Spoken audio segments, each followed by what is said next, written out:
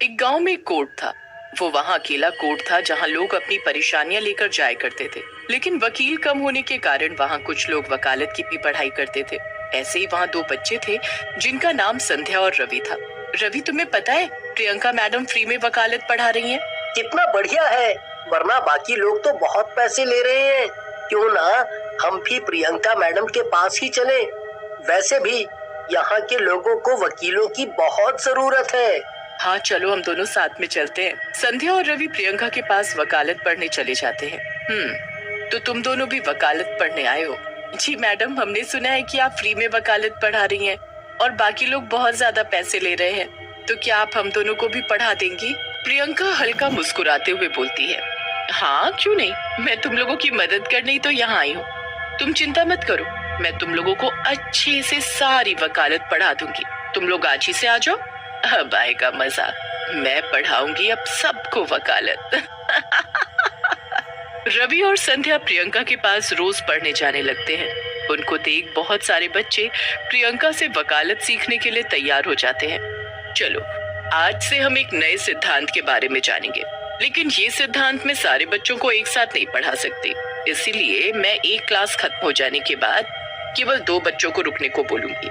जो भी यहाँ रुकेगा वो नए सिद्धांत को पढ़ेगा और अपनी कॉपी में लिख के रख लेगा। तो फिर क्या वो हमें अपना लिखा हुआ देगा या हमें अलग से क्लास लेनी पड़ेगी? नहीं, सबको अपने अपनी कॉपी में खुद लिखना होगा।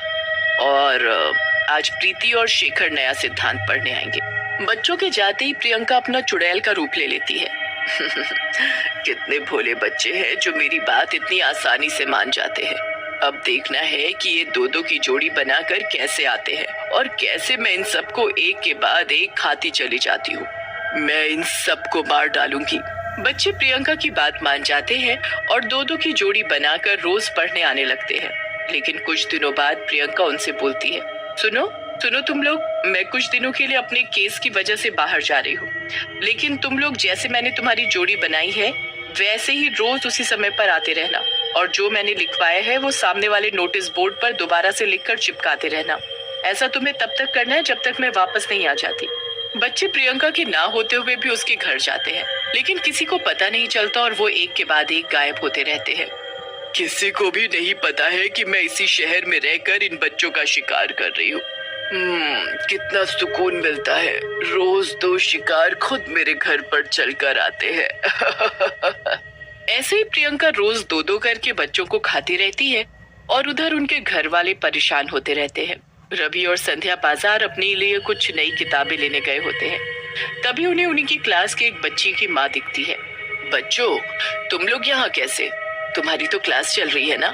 हाँ, चल तो रही है आंटी, लेकिन सिर्फ 2 बच्चों की। आज हमें नहीं जाना। 2 बच्चों की? लेकिन मेरा बेटा तो 10 दिन पहले ही गया था क्लास लेने और अभी तक नहीं आया। क्या तुम लोग मुझे अपनी उस टीचर का नंबर दे सकते हो? हाँ, नंबर तो आप ले लो आंटी, लेकिन मैडम अभी इस शहर में नहीं है। क्या पता आपका बेटा कहीं और चला गया हो। एक बार आप बाकी लोगों से भी पता कर लो। नहीं बेटा, वो आखिरी समय क्लास लेने ही निकला था और अभी तक आया नहीं है। मुझे बहुत डर लग रहा है। डरो मत आंटी, मैं जाकर मैडम के घर पर देखता हूँ। शायद वो वहीं रुककर पढ़ाई कर रहा होगा। जैसे ही कुछ पता चलेगा मैं आपको बताऊंगा। रवि और संध्या उस बच्चे की माँ से ये बातें करके सीधा प्रियंका के घर की तरफ चल देते हैं। अरे, वो आंटी तो कह रही थी कि वो बच्चा यहाँ आया था, लेकिन यहाँ तो कोई भी नहीं है। तो ऐसा कैसे हो सकता है कि कोई क्लास लेने आए और यहीं से गायब हो जाए? क्या पता आंटी को पता ना हो और वो कहीं और चला गया हो। दोनों वहाँ से चले जाते हैं और इस बारे में ज्यादा सोचते नहीं है। लेकिन तभी रंजन की मम्मी हड़बड़ाती हुई उन्हें पुलिस स्टेशन जाती हुई दिखाई देती है। अरे आंटी रुको, क्या हुआ? आप इतनी परेशान क्यों हो? कोई परेशानी है? पुलिस स्टेशन क्यों जा रही हैं आप? बेटा, रंजन 7 दिन से घर नहीं आया। हर जगह पता कर लिया लेकिन वो कहीं नहीं गया। आखिरी समय मैंने सिर्फ उसे क्लास जाते देखा था। अभी जाकर क्लास में भी देखा तो वो वहाँ पर भी नहीं दिखा। वहाँ पर उसकी टीचर भी नहीं दिखी कि मैं उनसे कुछ पूछती। हाँ, वो हमारी मैडम अभी इस शहर में नहीं है, लेकिन जब से वो इस शहर से गई है तब से हमें ये दूसरी बार पता चल रहा है कि बच्चे घर नहीं जा पा रहे हैं। क्या ये किसी और के साथ भी हुआ है? मतलब कोई हमारे बच्चों को पकड़ तो नहीं रहा? मुझे जाने तो पुलिस स्टेशन में जाकर देखना चाहती हूँ कि आखिर क्या हो रहा है। ठीक है आंटी, आप जाकर पुलिस को बताइए और हम जरा मैडम से बात कर लेते हैं। रवि प्रियंका को फोन लगाता है। पूरी घंटी बजने के बाद भी प्रियंका फोन नहीं उठाती। मुझे कुछ गड़बड़ लग रही है रवि, कहीं प्रियंका मैडम ही तो कुछ नहीं कर रही ना? तुम पागल हो, प्रियंका मैडम कितनी अच्छी हैं, वो हमें फ्री में पढ़ा रही हैं, वो हमारे साथ ऐसा क्यों करेंगी? कुछ भी मत सोचो। मैं सोच नहीं रही हूँ, मुझे जो लगा वो मैं बता रही हूँ। संध्या, मुझे लगता है कि हमें प्रियंका मैडम के घर जाकर रुककर वहाँ देखना होगा कि वहाँ ऐसा क्या हो रहा है जिसकी वजह से बच्चे घर नहीं जा पा रहे हैं।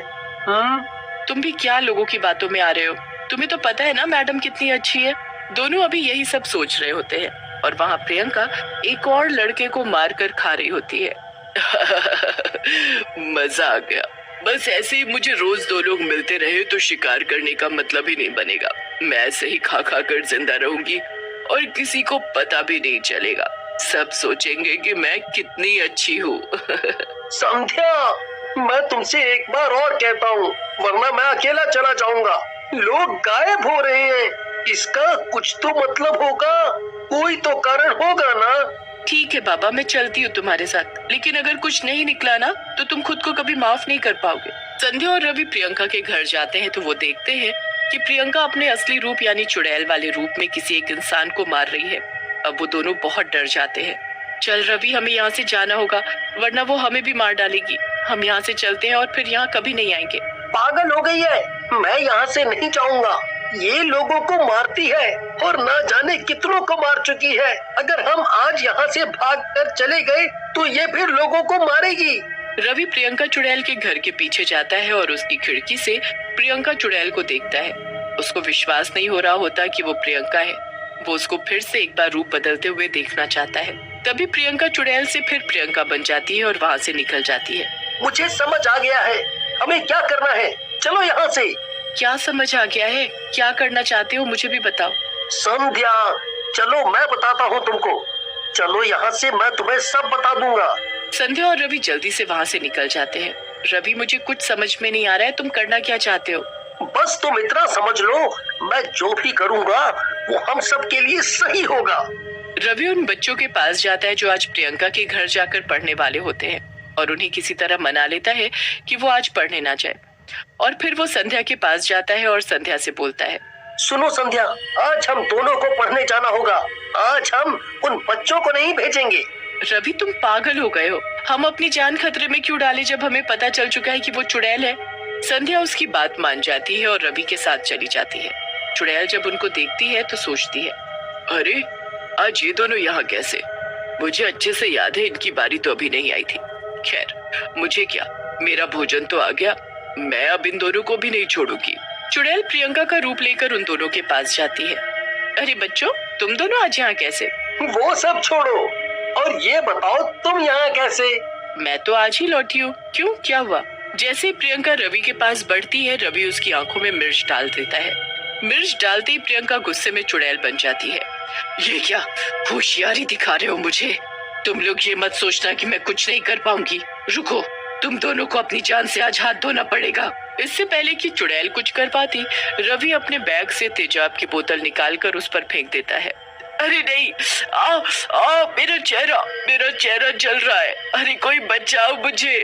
ये तुझे तब सोचना चाहिए था जब तू दूसरे लोगों को मार रही थी। उन्हें कितना दर्द हुआ होगा, ये तूने कभी सोचा ही नहीं। हम तो तुझे नेक इंसान मानते थे, कितनी इज्जत करते थे तेरी, हम सब बच्चे। पर हमें क्या पता था कि तू ही आस्तीन का सांप है। यही वकालत पड़ी है तूने। आज तेरा फैसला मैं करूंगा। तू वकील है ना, तो आज मैं तेरा जज हूँ। संध्या, भागो यहाँ से, मैं इसको जला कर आता हूँ। नहीं, मैं तुम्हारे साथ ही जाऊंगी। संध्या वहीं खड़ी हो जाती है। रवि उस पर माचिस जलाकर फेंक देता है, जिससे चुड़ैल जलकर राख हो जाती है।